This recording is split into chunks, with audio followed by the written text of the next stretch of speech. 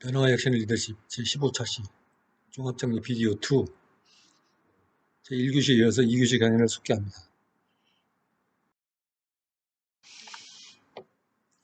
문제는 13번입니다.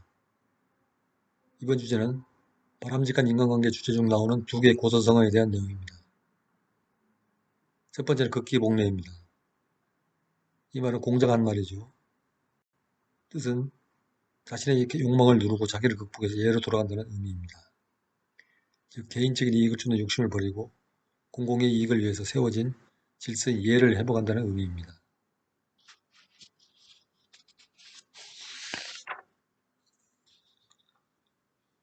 두 번째 용어는 기소불용 물시여인이라는 내용입니다.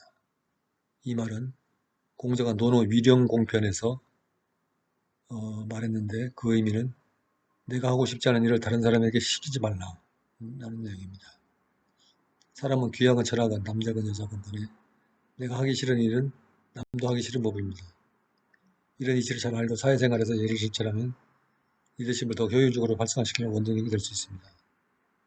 이 두 개의 고서성어에 대한 의미와 주장자를 잘 알아두시기 바랍니다.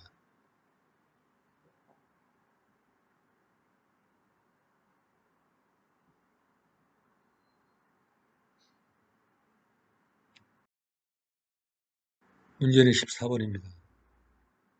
이번 주제는 제4차 산업혁명과 리더십의 강의 중 나오는 내용으로 사람 중심의 리더십과 관계되는 설명입니다.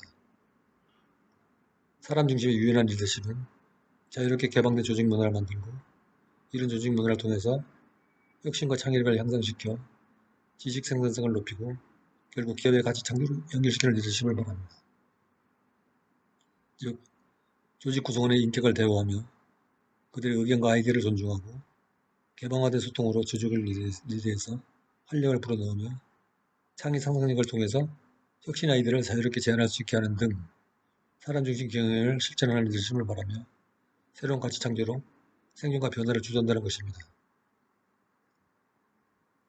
결국 변화의 소용 노래 속에서 모든 기업의 생존을 도모하고 더 나아가 새로운 시대를 주도하기 위해서 스스로 변화하고 있는 가운데 이런 변화를 성공시키기 위해서는 리더가 핵심입니다. 조직의 리더가 어떻게 생각하고 행동하느냐가 중요합니다. 리더는 조직의 비전을 현실화하는 역량 그 자체인 동시에 리더가 바뀌면 조직의 가치관이나 문화가 변동될 정도로 조직의 모든 변화에서 시작점이기 때문입니다. 리더는 CEO만을 의미하는 것은 아닙니다. 리더는 변화를 미리 감지하는 통찰력부터 이를 뛰어넘어서 새로운 변화를 통해서 지속 발전하기 위한 노력이 필요합니다. 특히 이런 가운데서도 리더에게 가장 중요한 모습은 바로 구성원을 중심에 둔 소통입니다. 권력이나 통제 성격이 강한 결제자 같은 리더가 지배하던 시대는 지났습니다. 이제 리더는 통찰력을 바탕으로 스스로 끊임없이 변화하고 지속된 소통을 바탕으로 구성원들이 도전하고 열정을 발휘할 수 있는 환경을 만들어줘야 합니다. 그리고 먼저 움직여서 모범이 될 수 있는 도우미가 되어야겠죠.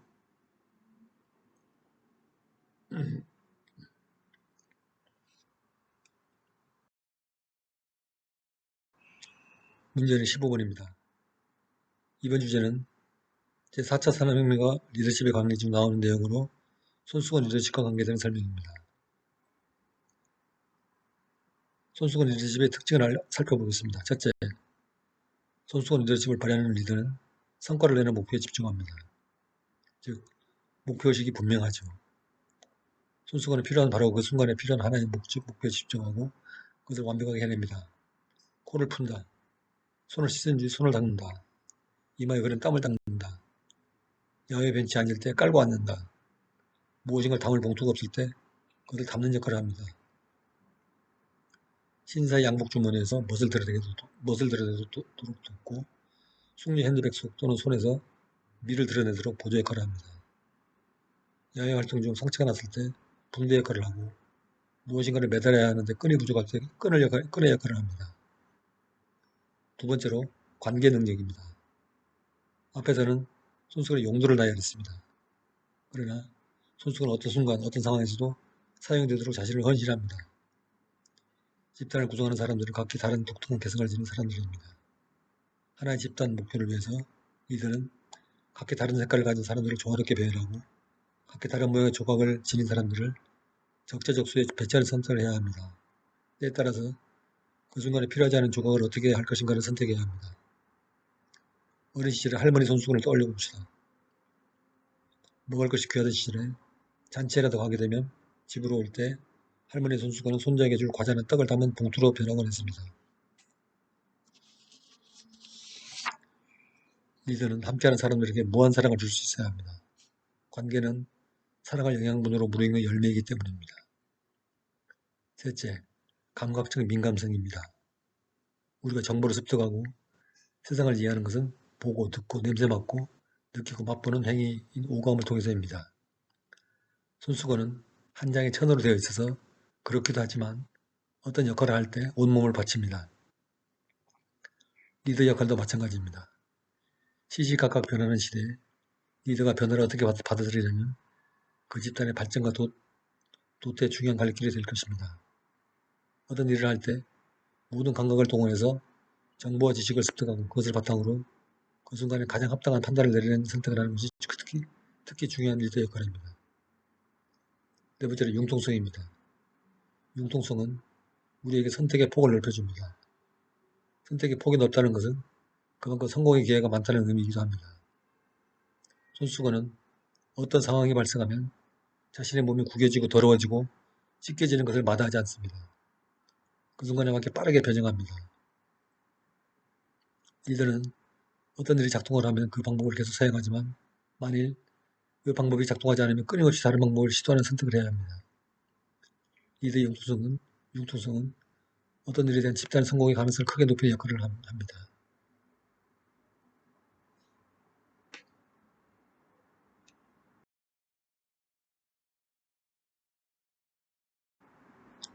문제는 16번입니다. 이번 주제는 제4차 산업혁명의 주인공이 되기 위해서 리더로서 준비해야 될 사항은 무엇인가에 대한 설명입니다.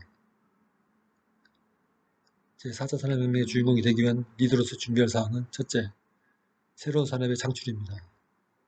두 번째, 끊임없이 학습하는 것입니다. 세 번째, 마음을 회복하는 것입니다.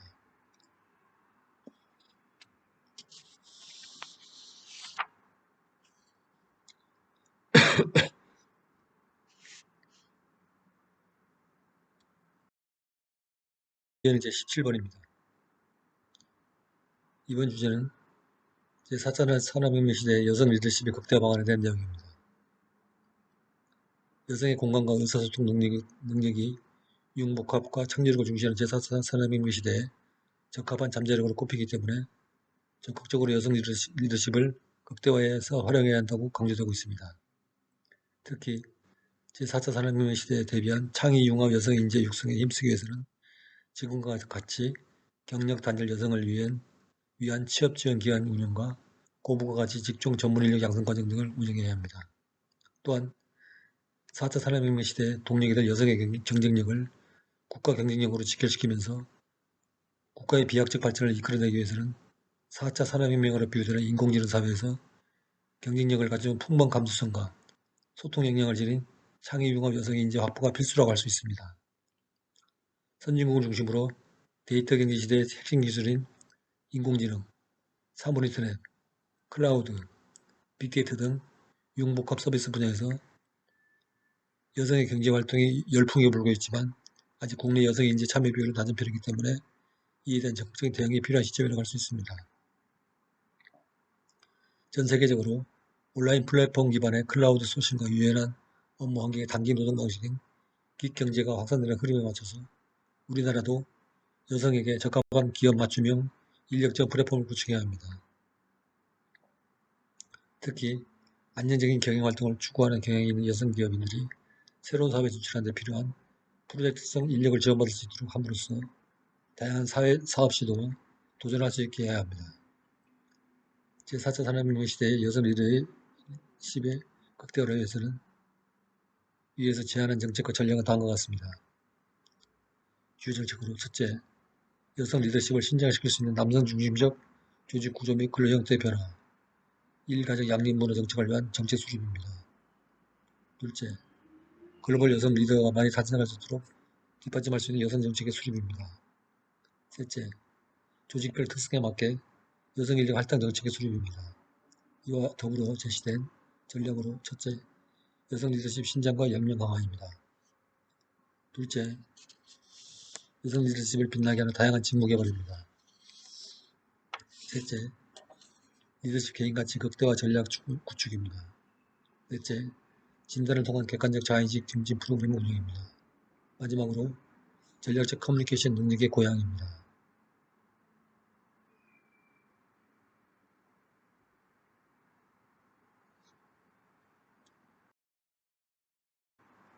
문제는 18번입니다. 이번 주제는 미션 중심 생활의 특징에 대한 내용입니다. 비전을 구체화하는 수단은 미션입니다. 또는 비전이 꿈이라면 미션은 그 꿈을 현실화하는 현장입니다. 다음은 미션 중심의 생활에는 살펴보겠습니다. 1. 미션 중심의 생활에는 유연성이 있고 자발적인 사람입니다. 집단 내에서 한 개인의 미션이 정해져 있다고 해서 정해진 일만 하는 기계적인 사람은 로봇에 불과합니다. 미션은 일종의 나침판과 같은 것이며 이 나침판의 방향을 보고 상황을 종합적으로 판단해서 자발적으로 행동하며 지나치게 엄격하게 계획이나 일정에 얽매이지 않는 사람을 말합니다. 2. 미션 중심의 생활에는 타인들과 풍부하고 보람있는 관계를 맺는 사람을 말합니다. 타인들과 인간관계를 만들 때 이해 특산적이 아닌 인간적임의 성품을 바탕으로 한 인간관계를 유지하는 사람을 말합니다. 세 번째로 미션 중심의 사람은 시너지적인 사람입니다. 시너지란 개개인의 역량이 모여서 더 높은 차원의 성과를 만들어내는 것을 의미하는데 서로 다른 개인들이 모여서 시너지를 만들어내는 것은 힘든 일입니다. 왜냐하면 개인들은 서로 역량의 차이가 있으며 경쟁심이 있고 승부욕도 있으며 서로 원하는 기대치가 다 다르기 때문입니다. 그러나 리더는 때로는 종의 위치에 서기도 하고 팀원을 유사시에 리더의 역할을 수행하기도 하면서 조직의 목표하는 제3의 대안에 서로 협력하여 일을 할 수 있습니다.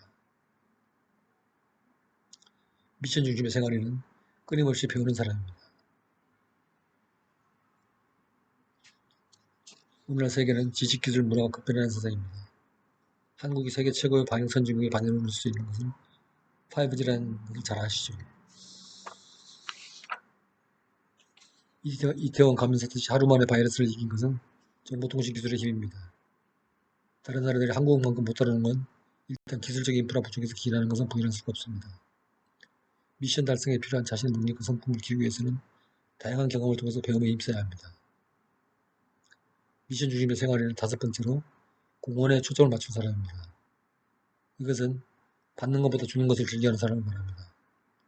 대접을 받기보다는 대접하는 사람, 섬김을 받는 것보다 섬길 줄 아는 사람을 말합니다.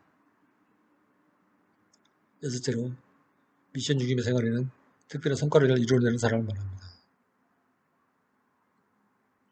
국가나 기업이 변화 혁신을 요구해서 만들고 이를 위한 리더십을 강조하는 이유는 과거와는 다른 특별한 성과를 이루기 위한 것입니다. 그것이 아니라면 왜 이리 골치 아프고 힘든 공부를 할까요? 왜 우리는 변화와 혁신을 공부하고 리더십 훈련을 해야 될까요? 그 이유는 평범한 일상을 영위하기 위함이 아닙니다. 위기를 극복하거나 위기에 대비하거나 특별한 미션을 추구하거나 예외적인 성장을 만들거나 동등한 등등 특별한 성과를 추구하기 때문입니다. 일곱 번째, 미션 중심의 생활에는 건강한 심리 면역 시스템을 개발합니다. 사회나 조직의 혁신은 일종의 심리 게임이라고 할 수 있습니다.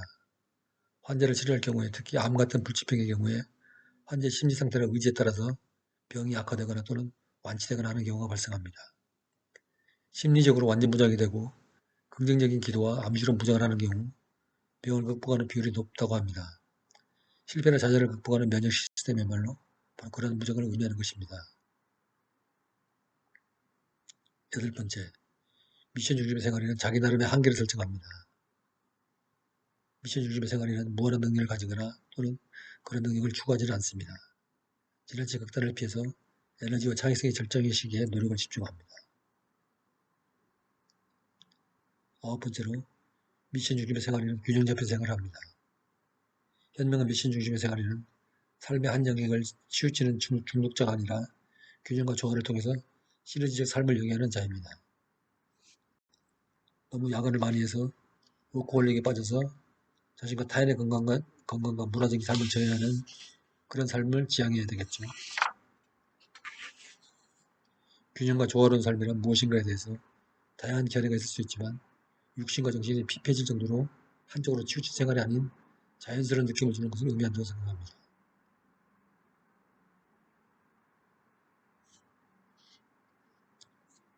열 번째, 미션 중심의 생활에는 자신감 있고 안정적입니다. 자신의 삶의 미션을 잘 파악하고 이를 자신있게 실천하는 사람은 삶에 자신감이 있게 되고 그에 따라 내면의 안정감을 가지고 평온을 느낄 수 있습니다. 사람이 자신감을 가진다는 것은 모든 것을 잘 알고 잘 처리할 수 있어서 얻을 수 있는 게 아닙니다. 단 한 가지라도 자신이 잘하는 것이 있다면 그것을 중심으로 자신감을 얻게 되는 것입니다. 전문가는 모든 것을 잘하는 것이 아닙니다.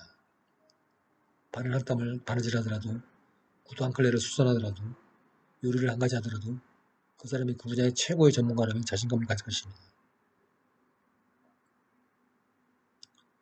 11번째, 미션 중심의 생활에는 언행일치를 보여줍니다.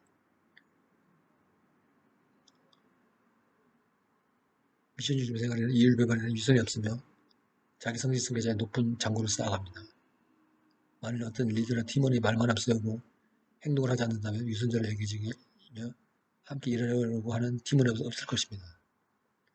언행일치 실천하는 것은 매우 어렵습니다. 그러므로 성서에서도 인간이 저질 수 있는 최악의 죄는 그 열을 함부로 누르는 것이며 항상 말을 조심하라고 하였습니다. 말로써 남에게 상처를 주는 것은 유해라고 가르쳤습니다. 서약을 남발하거나 쉽게 약속을 하는 것을 경계한 것은 그것을 실천할 가능성이 있는지를 묻는 것입니다. 너희는 도무지 서약하지 말라 라는 말을 성경은 공양하는 것을 말렸습니다. 그 외에도 미션 중심의 생활의 특징은 여러 가지가 있는데 제목만 읽어보겠습니다. 미션 중심의 생활에는 자기 영향력에 원에 초점을 맞춘다. 또 미션 중심의 생활에는 풍부한 대책 생활을 함양한다. 그 외에도 미션 중심의 생활에는 긍정적인 에너지를 발산한다. 삶을 더 즐긴다. 이와 같은 특징들이 되겠죠.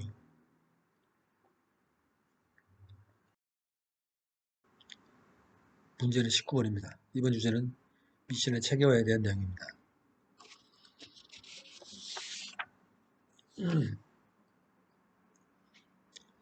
미션의 체계화는 이처럼 전체 조직과 단위 조직 간의 위기에 따라서 미션이 잘 조주가 되어 있는 것을 말하며 이와 같이 미션이 전체적으로 잘 조주가 되어 있다면 체계화가 잘 되어 있다고 말합니다. 미션의 체계화가 잘 된 집단은 생산성이 높고 불행률이 낮으며 리더십 차원에서는 목표 달성이 잘 되는 상황이라고 말할 수 있습니다. 미션은 조직 전체, 기능 부서별, 단위 조직 그리고 마지막으로 개인별 직무 미션으로 계층적으로 위기화되어 있습니다. 미션이 실은 탑다운 방식으로 체계적으로 정의되어야 합니다. 그래야 계층별로 적절한 미션을 설정하고 무리 없이 전체 조직에 중복 없이 효과적으로 적용할 수 있습니다. 미션은 조직의 상부로 올라갈수록 본질적이고 통합적이며 아래로 갈수록 기능적이며 구체적입니다. 그리고 조직의 가치와 비전은 모든 단계에서 공유되어야 바람직합니다. 이와 같은 점이 미션의 체계화라고 말할 수 있습니다. 시스템을 잘 작동시키기 위해서는 먼저 목적이 명확하게 정해지지 않으면 안 되죠. 하나의 시스템은 정해진 목적에 따른 방법에 의해서 비로소 정확하고 효율적으로 작동합니다. 그러므로 모든 조직은 먼저 비전을 설정하고 그에 맞는 목적을 세운 다음 조직과 개인의 미션을 설정합니다.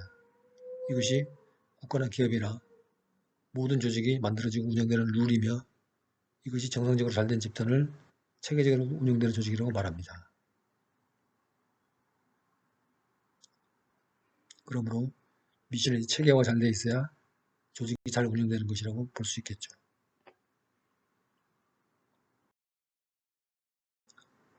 다음 문제는 20번입니다. 이번 주제는 미션의 기능에 대한 내용입니다. 미션은 대내적 및 대외적인 두 가지 기능이 있습니다.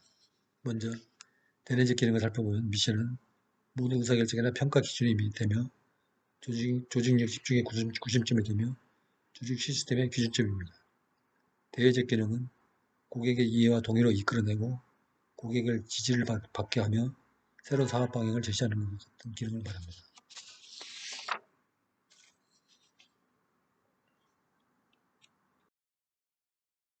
문제는 21번입니다. 이번 주제는 변화를 방해하는 요소에 대한 내용입니다.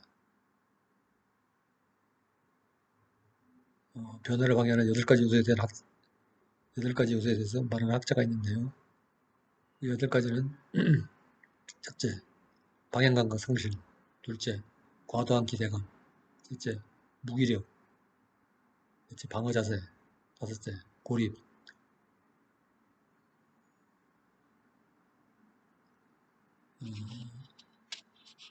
여섯째가 지나친 낙관주의.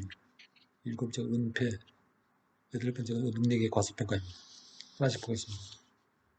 첫째, 방향감각 상실. 이것은 어느 쪽으로 가야 할지 모르는 상황이 되면 멈춰서서 주위를 둘러봐야 합니다. 그리고 높은 곳으로 올라가서 주위를 보고 우리가 어디에 있는지 확인하고 나아갈 바를 찾아야 됩니다. 그래야 이 방향감각을 상실한 것을 극복할 수 있겠죠. 두 번째, 과도한 기대감. 혁신을 통해서 처음에는 과도한 기대감을 가져서는 안 됩니다. 왜냐하면 혁신이 확산이 되지만 그 중에 캐즘이 발생해서 혁신의 확산이 중지될 수 있기 때문입니다. 세 번째, 무기력. 혁신은 참신함과 창의성을 추구하는데 실제 현실이 무기력하고 진보하다면 새로운 분위기를 요구하는 혁신의 정신에 반하죠.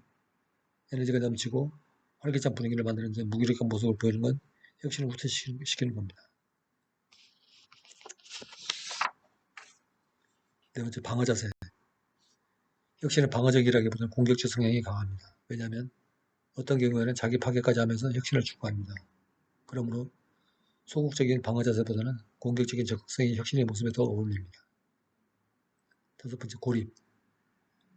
혁신은 기존 시장에 새로운 바람을 불어넣고 새로운 개념을 고취하는 과정입니다. 그런데 혁신을 하면서 외부 환경과 소통하지 않고 고립 정책을 취한다면 시장에서의 확산도 기대할 수 없고 혁신의 목적을 달성하지 못할 뿐 아니라 혁신하는 의미도 없습니다. 왜냐하면 인간의 삶은 조직, 국가, 사회, 국제적 소통을 떠나서는 생각할 수 없기 때문입니다. 여섯 번째, 지나친 낙관주의. 혁신은 저항을 수용해야 하고 혁신이 확산되는 과정에 캐즘이 발생하여 도태되는 경우도 다반사입니다. 그러므로 지나친 낙관주의를 경계해야 하며 항상 위험이 따른다고 생각하고 대응 준비를 해야 합니다. 일곱 번째, 혁신을 방해하는 요소의 일곱 번째로 은폐입니다. 개인과 기업체를 국가도 진실을 은폐하고 거짓 정보를 가지고 운영하려고 하면 언젠가는 그에 대한 대가를 치러야 합니다. 중국을 보면 코로나 대책 관련 통계 정보를 조작해서 세계적으로 비난을 받았습니다. 거짓이나 은폐로 사실을 조작하면 거래 상대방으로부터 신뢰를 받지 못하고 조작자, 은폐자로 낙인 찍혀서 배제될 운명에 처하게 될 것입니다. 변화를 방해하는 요소 여덟 번째로 능력의 과소평가입니다. 거래 상대방의 능력을 과소평가하는 경우 곤란을 당할 수 있습니다. 여러 가지 상황에서 능력이 없는 것처럼 보일 수 있습니다. 코로나 사태에서 한국의 경우는 대처 능력이 부족하다고 전 세계로부터 처음에 비난을 받았지만 시간이 지날수록 한국의 지도 능력은 빛을 발하기 시작했고 마침내 전 세계 1등 방역 선진국이 되는 지위를 받았습니다. 이처럼 어느 개인이나 국가 또는 기업은 겉모습만 봐서는 진가를 알 수가 없는 것이죠.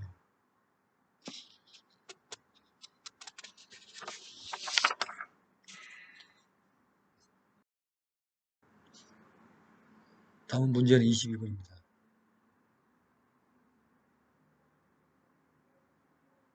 다시 되풀이하지만 이번 주제는 변화관리 핵심 실행 포인트에 대한 내용입니다.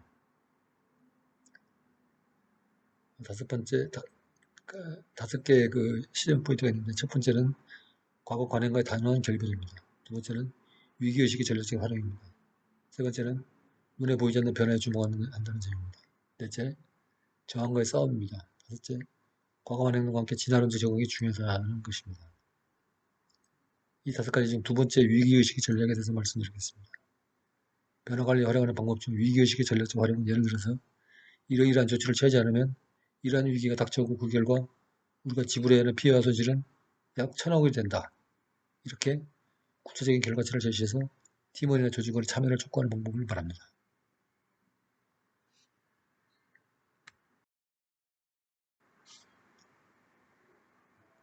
이상으로 문제는 22문제에 대해서 계략적 핵심 정리를 했습니다. 한 학기라 짧은 시간 동안 여러분과 함께하고 여러분의 협조로 한 학기를 잘 마무리하게 돼서 고맙게 생각합니다.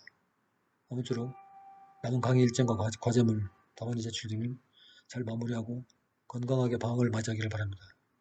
한 학기 동안 부족한 강의를 수강하느라 수고했습니다. 여러분 안녕히 계십시오. 안녕.